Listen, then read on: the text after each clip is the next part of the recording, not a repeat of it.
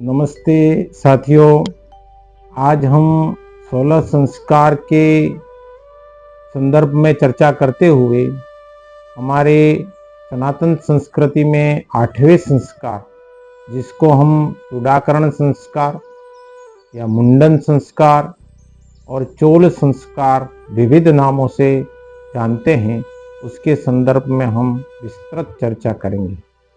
साथियों, अगर आप हमारे चैनल को पहली बार देख रहे हैं तो आपसे निवेदन है कि आप चैनल को सब्सक्राइब करें, वीडियो को लाइक एवं शेयर जरूर करें।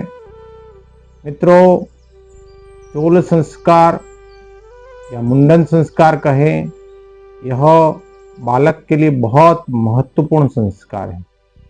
इस संस्कार को करने के बाद में बालक की आयु, उसके तेज, उसका पराक्रम, उसका स्वास्थ्य, प्रत्येक क्षेत्र में उसको लाभ होता है।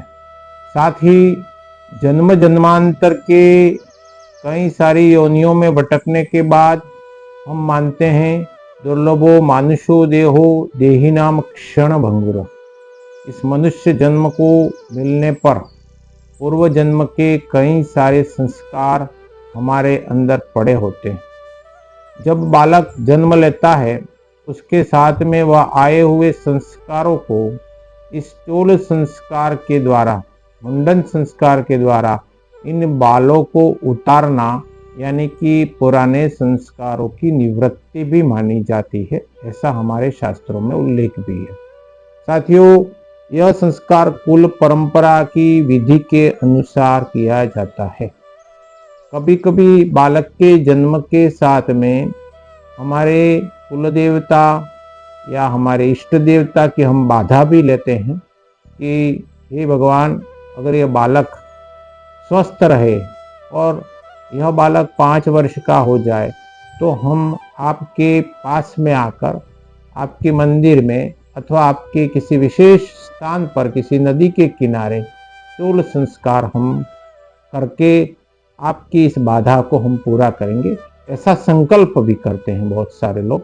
तो यह संस्कार बालक के लिए बहुत महत्वपूर्ण संस्कार है और इस संस्कार को जहाँ हमारी संपूर्ण नाड़ियों का संधि या मेल होता है, ऐसे हमारे शीर्ष के प्रमुख भाग, जिसको अधिपति नामक मर्म स्थान कहा गया है, उस मर्म स्थान की सुरक्षा के लिए ऋषियों ने उस स्थान पर चोटी रखने का विधान रखा है।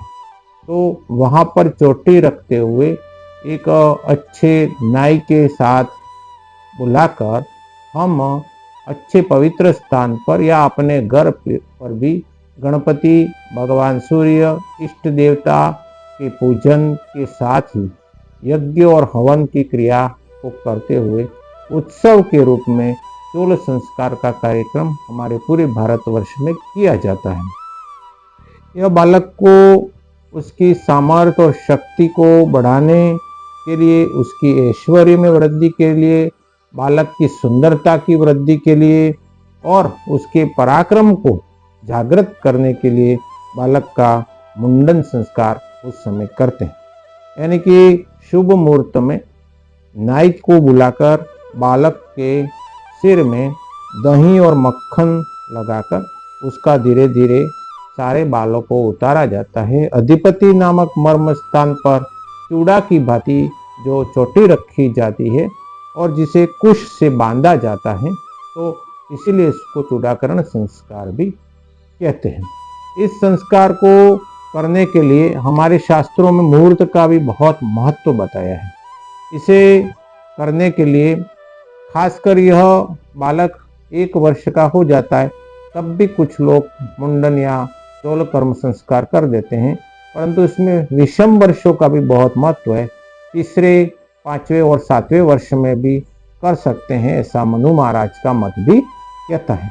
उत्तरायण के सूर्यों में चैत्र मास को छोड़कर सोमवार, बुधवार, गुरुवार और शुक्रवार को किया जाता है। शुभ लग्न और शुभ नवांश हो, जन्म राशि और जन्म लग्न से अष्टम लग्न को छोड़कर इसको करना चाहिए। इसके लिए शुभ तिथियां जो हैं वो दूज है, तीज है, पंचमी है, सप्तमी है, दशमी है, एकादशी है और तेरस है। इसमें संक्रांति दिन व अन्य कुछ अन्य योग कुयोग छोड़कर करना चाहिए। लग्न से अष्टम स्थान शुद्ध हो और तीसरे छठे 11वें स्थान में पाप ग्रह हो तो यह अच्छा रहता है। अश्विनी, मृगशिरा, पुनर्वसु, पुष्य, हस्त, चित्रा, स्वाति, ज्येष्ठा, अभिजित, श्रवण, गनिष्ठा, शतभिषा और रेवती, इन नक्षत्रों में मुंडन संस्कार श्रेष्ठ होता है।